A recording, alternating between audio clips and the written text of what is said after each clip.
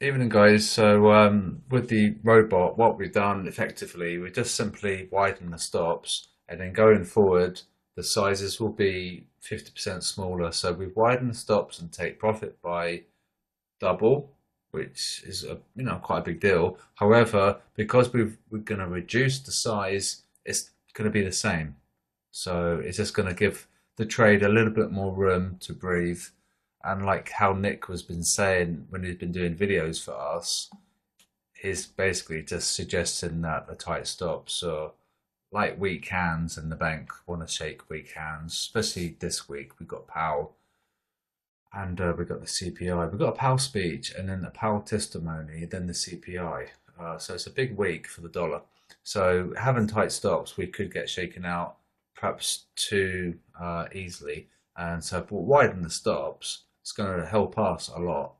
And you'll notice that it's not completely equidistant. We're just looking for a little bit more take profit than the SL, but it's near enough 50-50. But we're just eking out a little bit of profit up there. Okay, so one last thing before I wrap up is that by widening the stops, as you can see, we would have negated this gap here, which I might be able to just draw.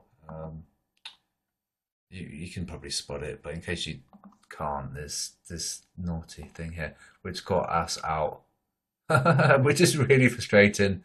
And that's that gap. So we got stopped out twice. And now by widening the stops, we wouldn't have that. We wouldn't have to worry about that. So I think it's not too aggressive. It's fairly respectable. It's not massively wide, and I think before it was a bit too tight. So it's just an update there, and no more changes. I don't like to do changes during the week. It's not good practice, but I think we need to do something because of this week that we've got ahead of us.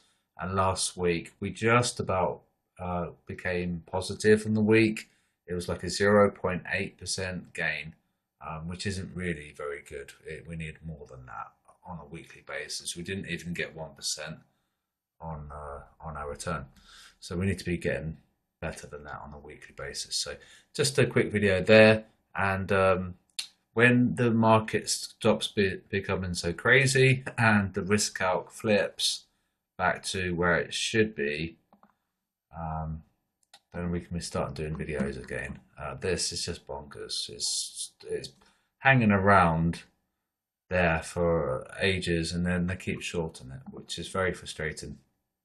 So when this goes below -10, and then perhaps if we go to -9, then we can start making videos again. But at the moment, it's the same old, and the S&P is just really strong right now. A little bit of weakness potentially on DAX and the Dow, but you can just look in Discord and you can look at the analysis on that. So just a quick one on the bot, and just a quick one on the regularity of the videos, and hopefully you understand as well, because it's just the same thing. They heard us short, and then they're going to add short, and then of course we're going to pump, and it's just like really boring. So we need that number to come down below 10, and once it does, it'll start getting interesting again.